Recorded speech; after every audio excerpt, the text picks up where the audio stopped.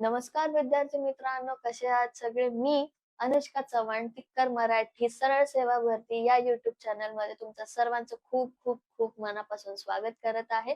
तर जसे की पाठचे 2 लेक्चर्स आपण पाहिलेले आहेत. आपण अतिसंभाव्य प्रश्नांचं विश्लेषण करत आहोत, जे की इंग्लिश ग्रामर म्हणजेच इंग्रजी व्याकरणामध्ये याचा खूप काही उपयोग होणार आहे. ओके, तर आता आपण जसे की लास्टचे 2 लेक्चर्स मध्ये पाहिले आहेत, आपण अतिसंभाव्य म्हणजेच PYQs that is previous year क्वेश्चन्सचा अभ्यास करत आहोत. बरोबर, प्रिव्हियस इयर क्वेश्चन्सचा अभ्यास करत आहोत कारण की आता जे आपले पेपर्स होणार आहेत त्याच्यामध्ये आदिवासी विभाग, तलाठी, ग्रामसेवक, महानगरपालिका, नगर परिषद, राज्य उत्पादन शुल्क, पशुसंवर्धन, कामगार निरीक्षक इत्यादी या सगळ्या परीक्षेमध्ये जास्तीत जास्त रिपीट झालेले क्वेश्चन्स आपण घेत आहोत. तर ते क्वेश्चन्स फक्त 15 ते 20 या आकड्यापर्यंत सीमित आहेत का? तर नाही. असे बरेचसे प्रश्न आहेत जे कधी ना कधी कुठल्या ना कुठल्या परीक्षेमध्ये रिपीट झालेले आहेत. तर या सिरीजचा आजचा आपला 3रा लेक्चर आहे. तर सुरुवात करूया आजच्या आपल्या पहिल्या प्रश्नापासून. Okay, mix questions. आता बघा, लास्ट लेक्चरला आपण केलं एरर स्पॉटिंग. सगळेच प्रश्न आपले एरर स्पॉटिंगचे होते, बरोबर. तसंच त्याच्या अगोदरच्या लेक्चर मध्ये सुद्धा आपण मिक्स क्वेश्चन्स केलेले आहे.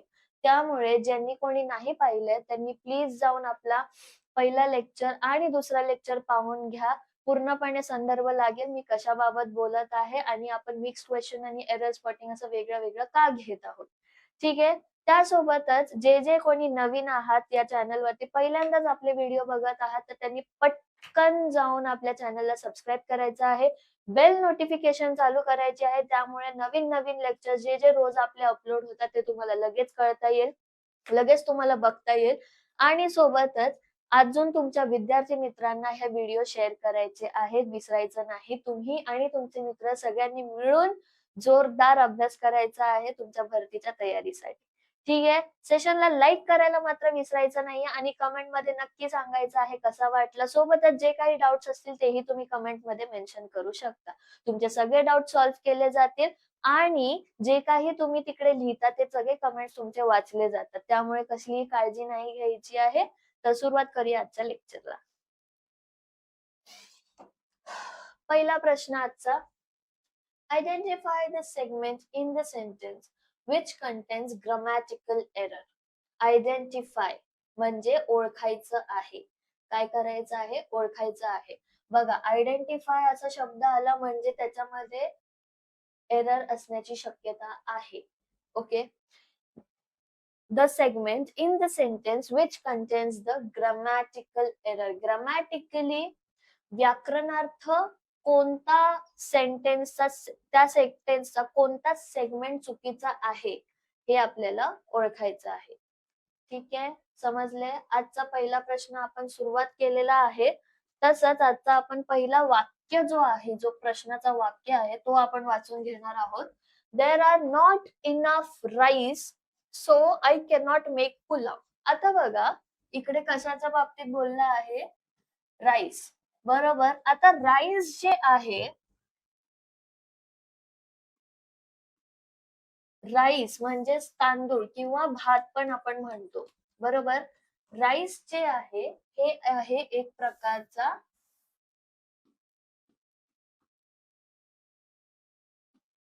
अनकाउंटेबल नाउन, बरोबर. भाताचे कण तुम्ही मोजू शकता का? तांदळाचे कण तुम्ही मोजू शकता का? तर नाही. त्यामुळे ते काय आहे? अनकाउंटेबल नाउन, बरोबर. आणि जेव्हा अनकाउंटेबल नाउन आपण यूज करतो तेव्हा अनकाउंटेबल नाउन मध्ये आपण काय वापरतो? IS is. बरोबर. I cannot make pulao. मी पुलाव बनवू शकलो नाही का? कारण there are not enough rice. आता बघा, आपण इथे काय बघितलं? आपण अनकाउंटेबल नाउन आहे, बरोबर. अनकाउंटेबल नाउनला आपण IS is वापरतो, right. Therefore our error is in ARE are. ARE are च्या जागी आपला जर IS is असतं तर आपला आन्सर नो एरर मध्ये आला असता. पण इथे ऑलरेडी एरर आहे, ग्रामॅटिकल एरर आहे. त्यामुळे आता आपण जाऊया आपल्या ऑप्शन्स कडे आणि ARER कोणत्या ऑप्शन मध्ये आहे तर ऑप्शन नंबर 2 मध्ये. Therefore all other options will get cancelled out and our answer is there are. Understood? येतंय लक्षात सर्वांच्या? बघा खूप सोपं आहे. राईस काय आहे अनकाउंटेबल म्हणजे त्याचे कण तुम्ही मोजू शकता का तर नाही. बरोबर? ते काउंट करणं शक्यच नाहीये कारण कधी कधी 1 किलो जरी आपण घेतला आपण तुम्ही विचार करत असाल 1 किलो अर्धा किलो आपण मोजतो बरोबर पण ते 1 किलो मधले एका वेळेस तुम्ही असे 2 किलो 1-1 किलो वेगळे वेगळे घेतले एकीकडे 1 किलो एकीकडे 1 किलो तर ह्या 1 किलो मध्ये एक एक्स अमाऊंट असेल जी काही XYZ अमाऊंट असेल पण तीच अमाऊंट त्या दुसऱ्या 1 किलो मध्ये त्या हाताच्या कणांमध्ये असेल का तर नाही. का कारण कोणते छोटे कण असतील कधी मोठे कण असतील कधी काही कणांचं वजन काही मिलीग्रामांनी जास्त असेल त्यामुळे rice is consider in uncountable noun. समजलं?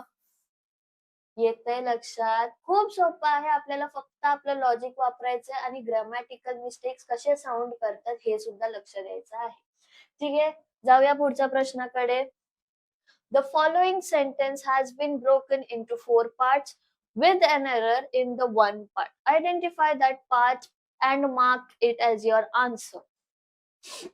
If there are no errors in any of the given parts, mark option 4 or no error as your answer. बघा ऑप्शन 4 काय आहे? No error. बघा इथे प्रश्न काय दिला आहे मी जे मगाशी बोलली तेच. खाली एक सेंटेन्स दिला आहे तुम्हाला आपल्याला एक सेंटेन्स दिला आहे त्याला 4 भागांमध्ये विभाजित केलं आहे तर ते 4 भागामध्ये चौथा भाग म्हणजे नो एरर.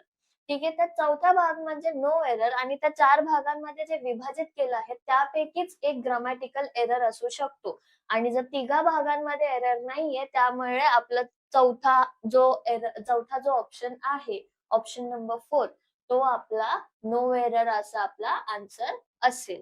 ठीक आहे तर पहिला आपण सेंटेन्स वाचून घेऊया मग आपण त्याची पडताळणी करूया. ओके चला. इफ यू वर्क हार्ड एक segment it okay if you work hard segment 1 the it is sure that segment 2 you will pass the test segment 3 आणि चौथा आहे आपला नो एरर. आता बघा इकडे कोणही व्यक्ती कोणही ज्याला इंग्लिश जास्त येत सुद्धा नाही तोही ही गोष्ट म्हणू शकतो की आपला सेगमेंट नंबर 2 हा काय आहे आपला करेक्ट आन्सर आहे. का करेक्ट आन्सर आहे कारण त्याच्यात एरर आहे. काय एरर आहे बघा if you work hard the it is sure that the it is sure the आपण केव्हा वापरतो कोणतीही रेअर गोष्टी असेल किंवा सुपरलेटिव्ह डिग्री मध्ये आपण वापरतो. इकडे असं काहीच नाहीये या सेगमेंट मध्ये इथे असं काहीच नाहीये आणि द चा इकडे काही सेन्सच बनत नाही. द चा तिकडे सेन्सच बनत नाही. द च्या ऐवजी जर THE देन असतं THE देन जर THE देन असतं तर आपल्याला नो एरर हा आन्सर आला असता पण इकडे काय आहे THE द आहे. THE द आणि THE देन मध्ये फरक आहे. कसा फरक आहे if you work hard then it is sure that you will pass the test. आता देन म्हणजे तरच त्याचा अर्थ होतो तरच त्यामुळे आपला आन्सर काय आहे ऑप्शन नंबर 2 सेगमेंट नंबर 2. समजतंय? क्लिअर आहे सर्वांना? खूप सोपं आहे. ह्याच्यामध्ये आपल्याला लावायचंय लॉजिक आणि वाचताना आपलं लक्ष पूर्णपणे त्या सेगमेंट वरती म्हणजे जे काही आपण वाचत आहोत जो काही प्रश्न आपण सोडवत आहोत त्यावर असलं पाहिजे. त्यावर जेव्हा आपलं लक्ष असणार तेव्हाच आपल्याला प्रत्येक गोष्टीचा लॉजिक आणि सेन्स लागणार. ठीक आहे जाऊया आपल्या पुढच्या प्रश्नाकडे. बाकीचे आपले हे सगळे जे ऑप्शन्स आहेत ते कॅन्सल आउट होणार. ठीक आहे चला पुढचा प्रश्न. In the following questions, one part of the sentences may have an error. Find out which part of the sentence has an error and click the button corresponding to it. If the sentence is free from error, click no error option. आता बघा हे थोडं असंच म्हणजे लिहिताना button click करा वगैरे, choose the correct option computerise form मध्ये लिहिलं आहे. त्याचा अर्थ सेमच आहे. चूज ह्याच्यापैकी काहीतरी करायचं आणि जर काहीच एरर नाही तर नो एररला आपल्याला चूज करायचंय. ओके, आता आपला बघूया सेंटेन्स ऍक्च्युअल मध्ये काय आहे. तर Fanny will been there tomorrow for the meeting and no error. आता बघा फॅनी विल बीन, हे बघा विल बीन आणि देअर टुमॉरो. आता बघा विल बीन हा जो शब्द आहे तो येतो फ्युचर टेन्स मध्ये. फ्युचर टेन्स मध्ये घडून गेलेल्या गोष्टीसाठी will been. She has been there since an hour. ती तिकडे 1 तासापासून उभी आहे. ह्याला आपण बीन यूज करतो. पण इथे काय आहे देअर टुमॉरो. टुमॉरो म्हणजे अजून ती तिकडे आली नाहीये पण ती तिकडे असेल, कधी उद्या असेल. तर बीनच्या जागी आपण काय वापरणार सांगा, कमेंट्स मध्ये सांगा. बीनच्या जागी आपण काय वापरणार. बीनच्या जागी आपण वापरणार बीई बी. काय वापरणार बीनच्या जागी आपण बीई बी वापरणार. का बघा Fanny will be there. Be there म्हणजे ती तिकडे असेल उद्या कशासाठी मीटिंग साठी. समजते. She will be there tomorrow for the meeting. त्यामुळे आपला आन्सर काय आहे segment number 1 or segment number A is our answer because there is an error in segment number A. बाकीचे सगळे ऑप्शन्स कॅन्सल आउट होणार. Clear आहे. येते सर्वांच्या लक्षात. ओके, जाऊया आपल्या पुढच्या प्रश्नाकडे. Identify the segment in the sentence which contains the grammatical error. बघा हे पण तेच आहे, ग्रामॅटिकल एरर शोधायचं आहे. One must work for the growth of their company. One must work for the growth of their company. आता बघा options काय आहे. वन मस्ट, सेकंड आहे वर्क फॉर, थर्ड आहे द ग्रोथ ऑफ आणि फोर्थ आहे देअर कंपनी. आता इकडे बघा नोटीस करायचं. ठीक आहे, grammar is all about noticing the mistakes and correcting them. First वर्डच आपलं काय आहे वन. वन म्हणजे व्यक्ती, बरोबर. इकडे वन म्हणजे संख्या नाही तर व्यक्तीला बोधून बोलला गेलेला आहे. त्यामुळे जेव्हा केव्हा वन येतं तेव्हा त्याचं दुसरं उत्तर सुद्धा, जर असा कधी चान्स आला एक्सेप्शन्स, तेव्हा तिकडे सुद्धा वन्स किंवा वन असाच शब्द वापरला जातो. का, कारण इकडे ऑलरेडी आपल्याला दिलेला आहे की one must work for the growth of one's company. Of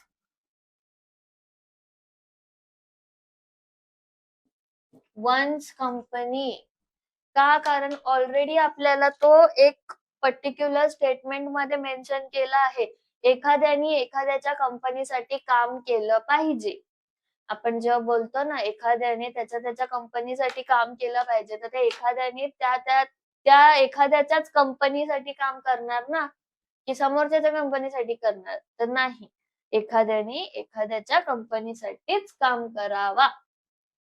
ह्याचं असं मराठीत आपण उत्तर काढतो. त्याचं म्हणणं आपण मराठीत ट्रान्सलेट केलं तर तो उत्तर होतो. Therefore, our answer is option number 4. Why? Because their company. Their company आपण केव्हा बोलतो, जेव्हा आपण समोरच्या बद्दल बोलत असतो. कोणाबद्दल बोलत असतो, समोरच्या बद्दल बोलत असतो. पण इथे आपण एखाद्याने थर्ड पर्सन मध्ये आपण बोलतो आहोत. थर्ड पर्सन मध्ये बोलतोय म्हणून इथे वन आलंय. Therefore, the rest of the sentence should also be in third person. तिसऱ्या व्यक्ती म्हणजे एक आहे, दोन आहे, मी आहे, तू आहेस आणि एक भलताच आपल्याला स्टोरी सांगतोय. त्यामुळे तो भलता कोण झाला आपला थर्ड पर्सन. समजलं? Therefore, our answer is option number 4, their company. Clear आहे? येतंय सर्वांच्या लक्षात? काही डाऊट्स असतील प्लीज कमेंट सेक्शन मध्ये नक्की सांगा. आता जाऊया आपल्या पुढच्या प्रश्नाकडे. Complete the sentence with who, which, whom or what. हे सगळे प्रश्नार्थी शब्द आहेत. हू, विच, whom, what. ओके. आता बघा आपल्याला काय करायचंय, शॉर्टलिस्ट.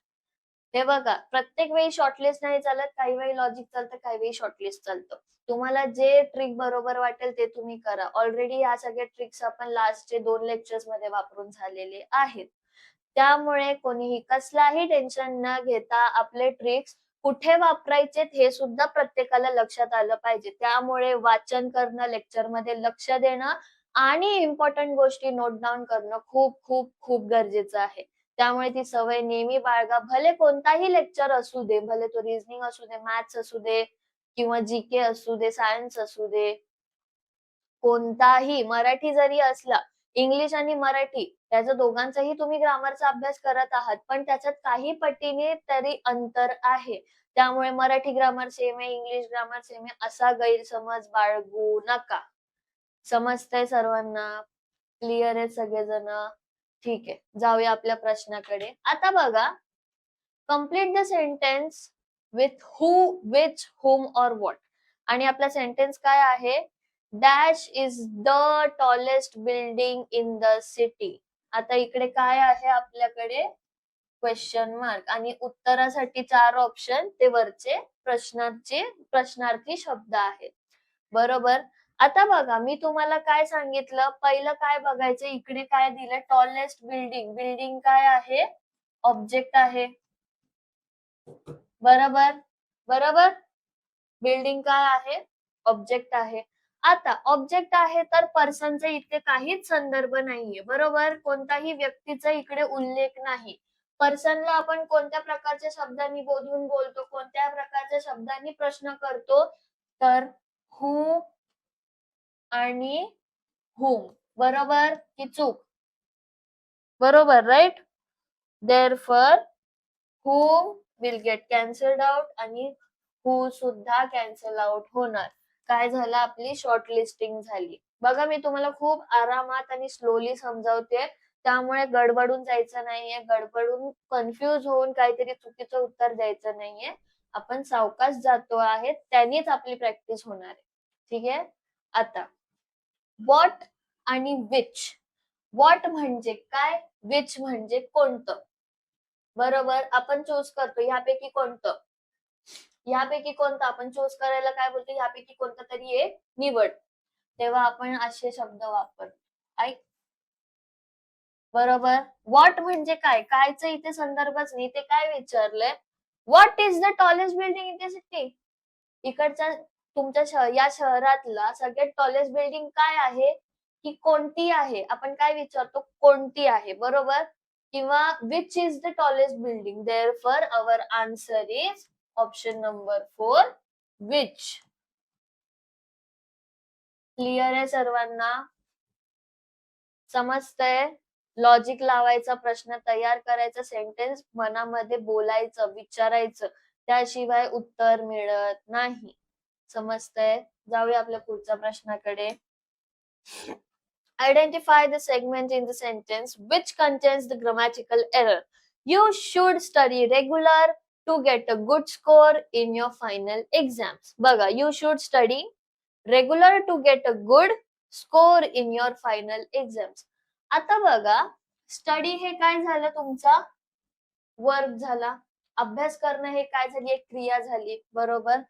त्याच्या पुढे काय लागला आहे, तुमचा ऍडवर्ब. आता बघा, जेव्हा वर्क किंवा ऍडजेक्टिव्हला अजून खुलून दाखवायचं असेल, अजून त्याच्याबद्दल माहिती पुरवायची असेल किंवा त्याला मॉडिफाय करायचं असेल, तेव्हा आपण पुढे लावतो ऍडवर्ब. आणि ऍडवर्ब आपण कसं ओळखतो, तर त्याच्या पुढे ly असा शब्द लागतो. बरोबर, जो ऍडव्हर्बचा शब्द आहे तो प्लस ly. देअरफॉर इकडे एरर कशात येतो आहे, काय येतो आहे, कारण करेक्ट स्टेटमेंट मध्ये रेग्युलर न देता रेग्युलरच्या पुढे ly लावून इकडे रेग्युलरली यू शुड स्टडी, जेव्हा आपण कंपल्शन दाखवतो, तू नेहमी अभ्यास केला पाहिजे का, जर तुला चांगले फायनल एक्झाम मध्ये जर तुला चांगले मार्क्स हवे असतील तर तू रोज अभ्यास केला पाहिजे, दररोज दरवेळी अभ्यास केला पाहिजे. That is regularly you should study regularly. That makes much better sense than this word. समजतंय आपण कोणत्या लॉजिकनी जातोय, होतायत कॉन्सेप्ट क्लिअर. आपण खूप सोप्या पद्धतीने फोड करून सगळ्या गोष्टी शिकत आहे, त्यामुळे लेक्चर मध्ये नीट लक्ष देऊनच सगळे प्रश्न सोडवायचे आहेत. Therefore our error is in option number 2, regular to get a. समजतंय, रेग्युलरच्या जागी काय यायला पाहिजे, रेग्युलरली. समजलं, खूप सोपं आहे, खूप इझी आहे, नीट वाचन असलं पाहिजे. ठीक आहे, जाऊया पुढच्या प्रश्नाकडे. Complete the following sentence with the correct option. Option मध्ये काय आहे, योर्स, योर्स, योर्स, योर. आता बघा, हे सगळे योरच आहेत. योरचे भिन्न भिन्न प्रकार दिले, बरोबर. आता योर काय झालं ते आता योर नेमकं काय आहे ते आपण बघणार आहोत पहिल्यांदा. योर इज अ पॉझेसिव्ह प्रोनाउन, बरोबर. पॉझेसिव्ह प्रोनाउन आहे की नाही, पॉझेसिव्ह प्रोनाउन आहे, कोणाची तरी मालकी दाखवतो, हक्क दाखवतो, ओनरशिप दाखवतो, बरोबर. जेव्हा आपण ओनरशिपच्या बाबतीत बोलतो तेव्हा ओनरशिप मध्ये कधीही लक्षात ठेवायचं सगळ्यांनी, ओनरशिप किंवा पॉझेशन जेव्हा आपण दाखवतो किंवा कोणाची हक्काची मालमत्ताची त्यांनी केलेल्या गोष्टीबद्दल आपण जेव्हा त्यांचा नाव घेऊन त्यांना बोधून जेव्हा आपण बोलतो तेव्हा कधीही एपॉस्ट्रॉफी कोणत्याही एकाही शब्दामध्ये लागत नाही. समजतंय, कोणत्याही शब्दात एपॉस्ट्रॉफी लागत नाही, कोणत्याही लेटर मध्ये सुद्धा एपॉस्ट्रॉफी लागत नाही, इवन इफ इट पूर्ण शब्द संपल्यानंतर का असेना.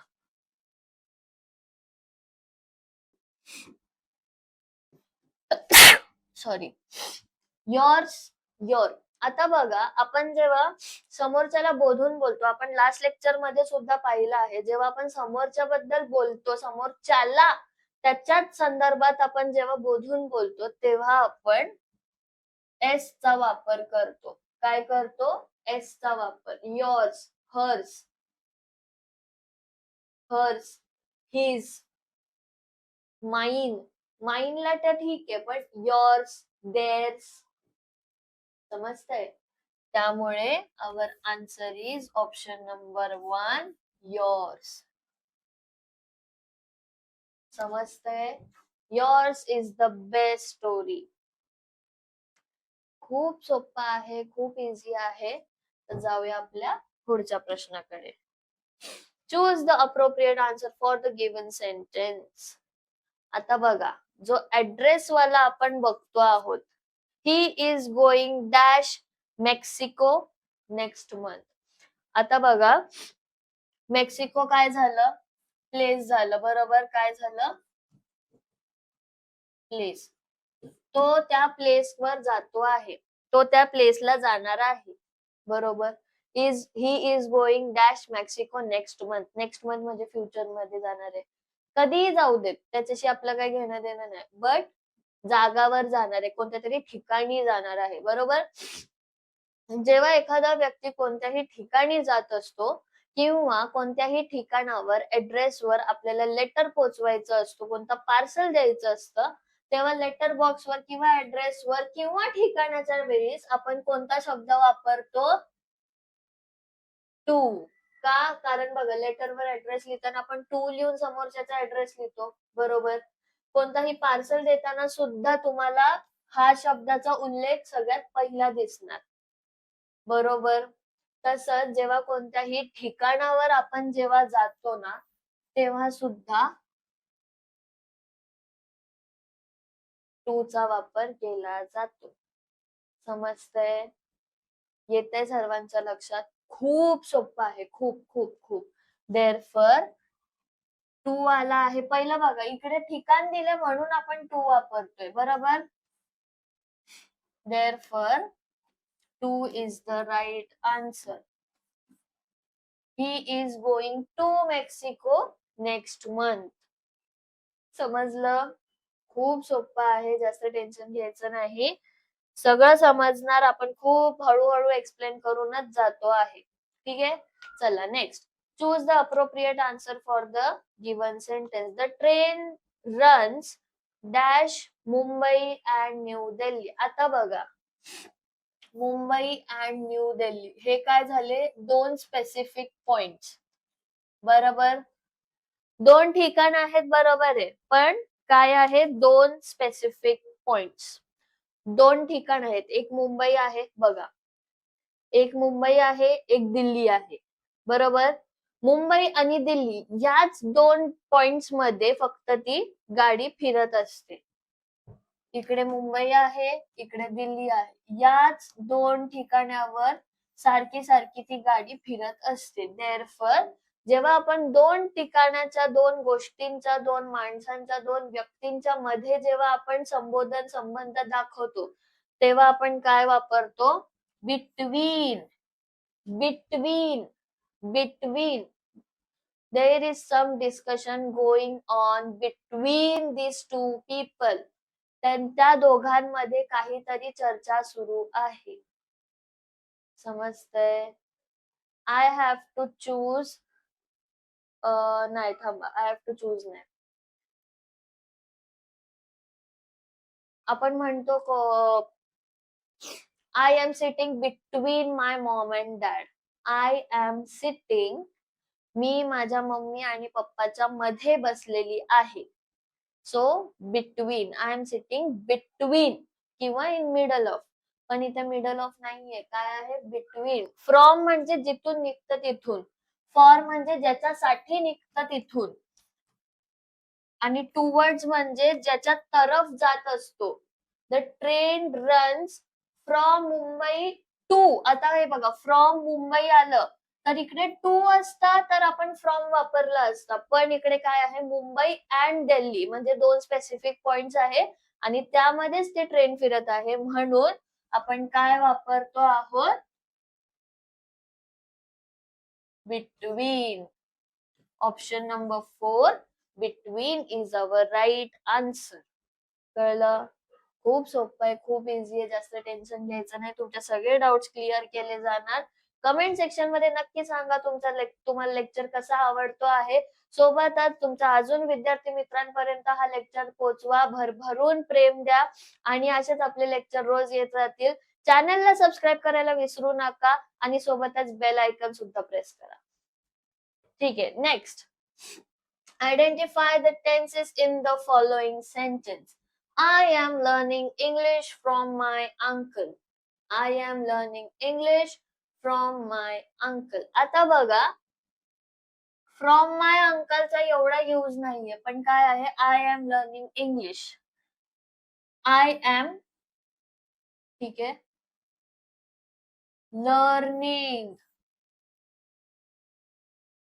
I am learning. ING बघा, जेव्हा केव्हा आपण ING वापरतो तेव्हा काय येतं? कंटिन्युअस टेन्स, बरोबर. कंटिन्युअस आहे हे तर आपल्याला समजलं, कंटिन्युअस आहे हे आपल्याला समजलं. आता बघा, इकडे आहेत आपल्याकडे दोन कंटिन्युअस, बरोबर.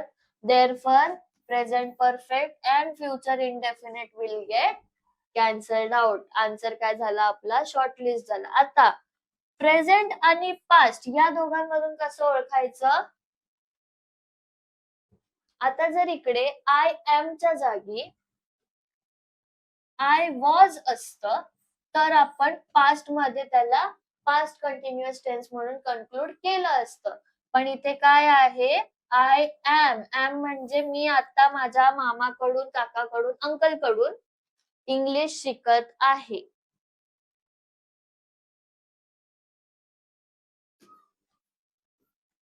Answer is present continuous tense. खूप सोपं आहे. कळलं तुम्हाला कसं आपण केलं आहे, कसं आपण त्याचं बायफर्गेशन केलं आहे, कसं ओळखलं आहे की कंटिन्युअस आहे तर पास्ट आहे, प्रेझेंट आहे, फ्युचर आहे. समजतंय? हे असे जे छोटे छोटे ट्रिक्स असतात ना, त्यानेच आपले प्रश्न सुटणार आहेत. त्यामुळे हे ट्रिक्स नीट लक्षात ठेवायचं आहे, सेशन नीट ऐकायचं आहे आणि मेन म्हणजे प्रश्न नीट वाचायचा आहे. ठीक आहे? प्रश्न नीट न वाचल्याने इतके सिली मिस्टेक्स होतात की हातचे मार्क्स लोक गमावून बसतात. त्यामुळे आपण ती चूक करायची नाहीये. आपण सगळे प्रश्न नीट वाचूनच त्याची उत्तरं द्यायची आहेत. ठीक आहे? चला जाऊया पुढच्या प्रश्नाकडे. Fill in the blanks in the following sentence with correct alternative. आता बघा, in classic mathematics 5 and 5-10. आता बघा 5 and 5 and 5. आता बघा हे आहेच प्लुरल मध्ये, बरोबर. आपल्याला माहिती हे एकापेक्षा जास्त आहेत. 5 आहे, 2 वेळा 5 आलंय तर काय होतं, त्याचा 10 होतो. आता बघा, जेव्हा आपण 5 and 5 असं बोलतो ना, तेव्हा एकतर आपण इज बोलतो, नाही तर मग मेक बोलतो. का मेक बोलतो? कारण ते घडत आहे, बरोबर. ते काय आहे, घडत आहे. मेड म्हणजे घडून झालेलं आहे, पण इथे आपण पास्ट मध्ये नाही तर नॉर्मल सिंपल टेन्स मध्ये बोलत आहोत. त्यामुळे मेड कॅन्सल आउट झाला आणि ऍडिंगचा विषयच येत नाही. After adding 5 and 5 the answer is 10. असं जर असतं तर आपण ऍडिंग यूज केला असतं, पण इथे तसं आहे का तर नाही. सिंपल टेन्स आहे. देअरफॉर हे बघा, मेकिंग म्हणजे ते कंटिन्युअस टेन्स दाखवते, पण आपल्याला इथे काय सिंपल फॅक्ट दिलेली आहे, त्यामुळे मेकिंग सुद्धा कॅन्सल झालं. आता मेकच का, मेक्स का नाही? मेक्स, MEKES, मेक्स केव्हा वापरतो? जेव्हा आपण सिंगुलर गोष्टीबाबत जेव्हा आपण बोलतो तेव्हा MEKES मेक्सचा वापर केला जातो. पण इथे आपण प्लुरल गोष्टीचा वापर करत आहोत. प्लुरल गोष्टीबाबत आपण बोलत आहोत आणि ती प्लुरल गोष्ट काय आहे? 5 and 5 makes 10. 5 and 5 make 10. Makes 10 नाही बोलत आपण. 5 and 5 is equal to 10. Is equals to नाही बोलत, इज इक्वल टू 10. समजतंय? जेव्हा तुम्ही इज इक्वल्स टू बोलता ना, ते रॉंग असतं. इज इक्वल टू एवढंच बोलायचं असतं. ठीक आहे, समजलंय आपल्याला सगळ्यांना? प्रश्न खूप सोपे आहेत. आपल्याला फक्त लॉजिक वापरायचं आहे, आन्सर शॉर्टलिस्ट करायचे आहेत आणि आपलं उत्तर आपल्या समोर असतं. ठीक आहे, चुकीचं नाही करायचं, नीट वाचूनच आपल्या उत्तराला आपण टिकमार्क करायचं आहे. ठीक आहे, चला पुढचा प्रश्न. Choose the correct tense of the verb given in the bracket. Do you speak English? आता बघा, जेव्हा डू असा शब्द वापरतो तेव्हा आपलं काय येतं?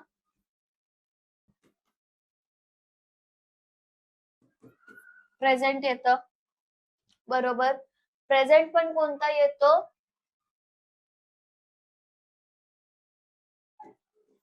सिंपल. का सिंपल येतो सांगा मला, का सिंपल येतो? आणि सिंपलच येतो का हे पण मला सांगा.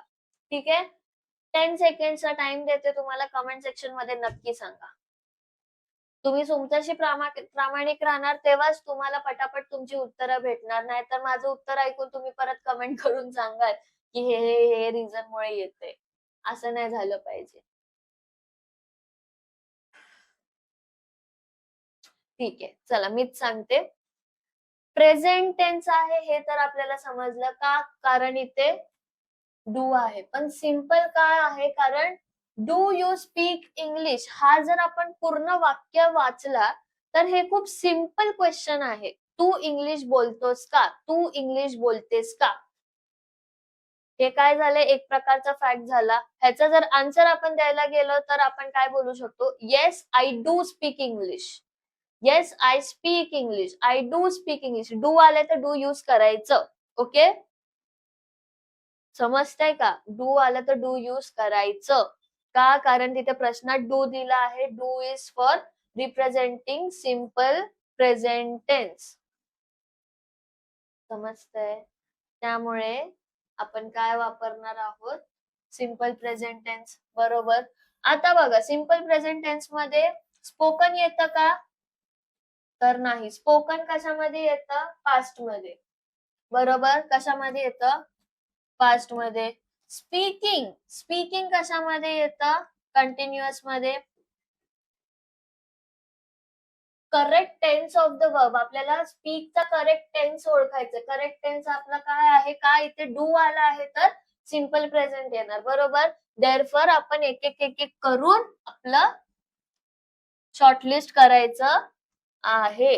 पास्ट आहे, कंटिन्युअस आहे. स्पोक सुद्धा एक प्रकारचा पास्ट टेन्सच आहे. Therefore our answer is speak. प्रश्नातच उत्तर होतं.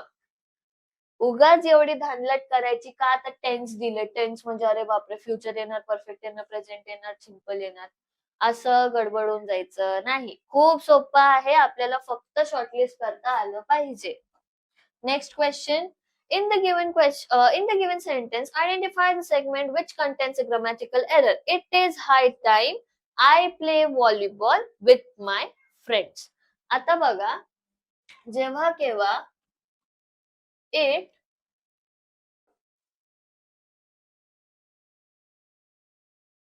it is high time किंवा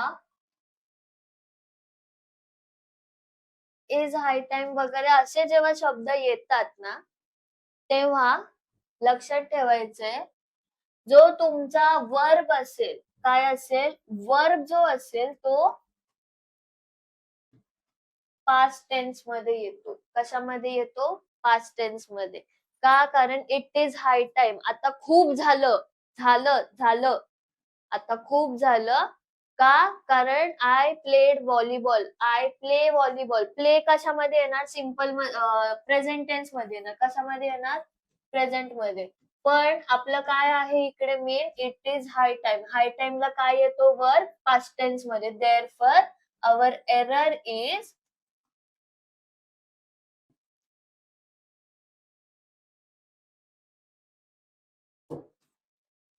I played volleyball with my friends. It is high time I played volleyball with my friends. ह्याचा अर्थ काय होतो? जेव्हा आपण ह्याचा अर्थ जाणून घेतो तेव्हा तुम्हाला अजून क्लिअर होईल. आता ह्याचा अर्थ काय होतो? खूप टाइम झाला. It is high time. खूप टाइम झालं, खूप झालं. मी माझ्या मित्रांसोबत व्हॉलीबॉल खेळून. प्लेड. कळतंय? सेन्स लागतोय गोष्टींचा, तर्क लागतोय, समजतंय, डोक्यात शिरतंय.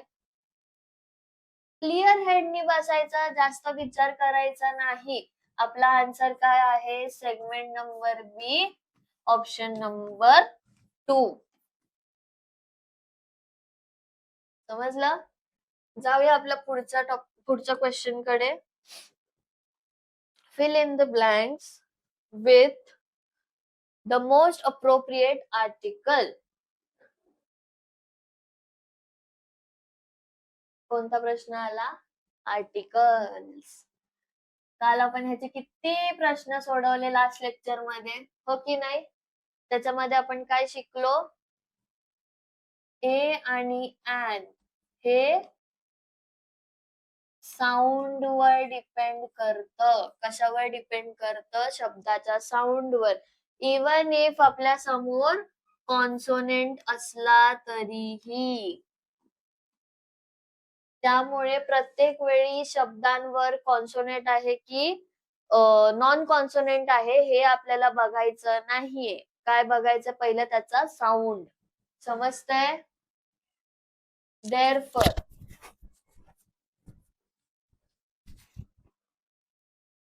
an expert in time management was invited to speak to dash MBA class. M आहे, काय आहे तो? कॉन्सोनंट आहे, पण त्याचा साऊंड कसा लागतो? MBA. कसा लागतो? MBA. MBA. कसा लागतो? M. ए लागतो पहिला. Therefore, ए कशामध्ये साऊंड येतो? AEIOU. MBA. या साऊंडला जास्त तो सूट करतो. ईचा साऊंड लागतो. ईला आपण काय बोलतो? एलिफंट बोलतो आपण.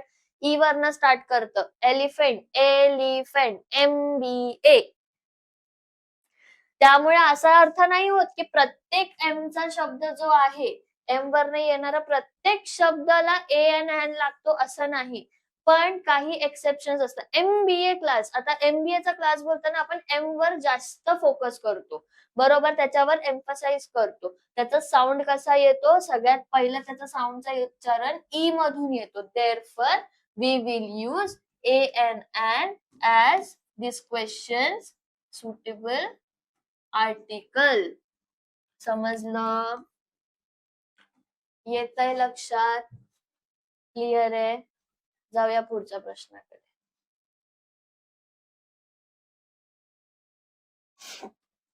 आजच्या सेशनचा हा आपला लास्ट क्वेश्चन आहे. ठीक आहे, कोणीही गडबडून जायचं नाहीये. खूप मस्त झालं आजचं सेशन सुद्धा. सगळ्यांनी नीट अभ्यास करायचा आहे, नीट प्रश्न सगळे चाळून घ्यायचे आहे, मगच त्याचं उत्तर द्यायचं आहे. ठीक आहे, चला. Insert the correct preposition in the given blank. बघा, प्रिपोजिशन आलं. We talk dash the solution.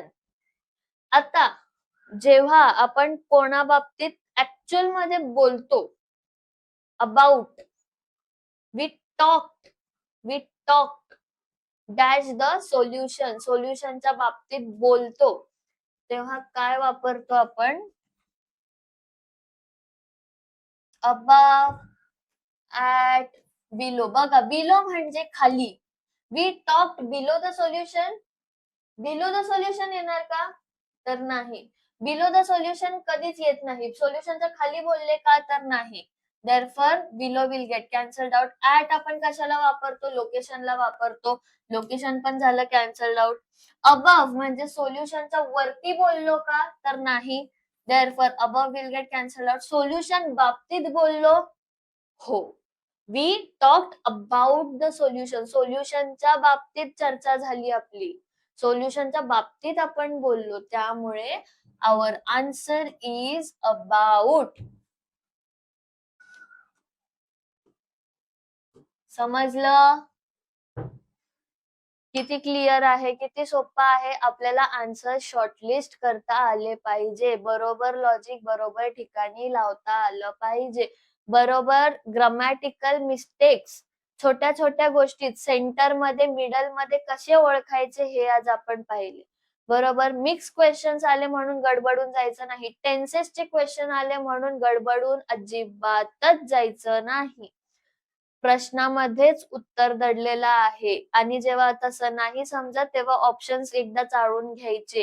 Error spotting मध्ये स्पेसिफिकली, एरर स्पॉटिंग मध्ये जेव्हा आपल्याला समजतं की एरर दिलाय, नक्कीच दिलाय, पण आपल्याला माहिती असतं की एरर त्या सेंटेन्स मध्ये आहे. नो एरर जरी दिला असेल तरी पण कसं? सेंटेन्स वाचून. आपलं ग्रामर इतकं पक्का असलं पाहिजे की आपल्याला सेंटेन्स वाचूनच त्याचा सगळा संदर्भ लागला पाहिजे. समजला? आय होप सर्वांना आजचा लेक्चर आवडला असेल. लेक्चर आवडल्यास पटकन लाईक करा, कमेंट करा. कमेंट करायला अजिबात विसरायचं नाहीये. सोबतच तुमच्या बाकीच्या विद्यार्थी मित्रांना जास्तीत जास्त हा व्हिडिओ पोहोचवा.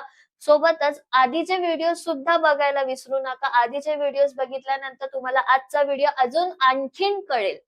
ठीक आहे, तर आजचा आपला लेक्चर आपण इथे संपवत आहोत. सोबतच सबस्क्राईब करायला, टिक्कर मराठी सरळ सेवा भरती या युट्यूब चॅनलला सबस्क्राईब करायला नक्कीच विसरू नका. सोबतच शेअर करा, लाईक करा, कमेंट करा. आणि आजचं लेक्चर आपण इथेच समाप्त करत आहोत. Thank you so much for your valuable time. तुमचा वेळ खूप महत्वाचा होता. Thank you. Tata. Bye bye. Take care. जय हिंद.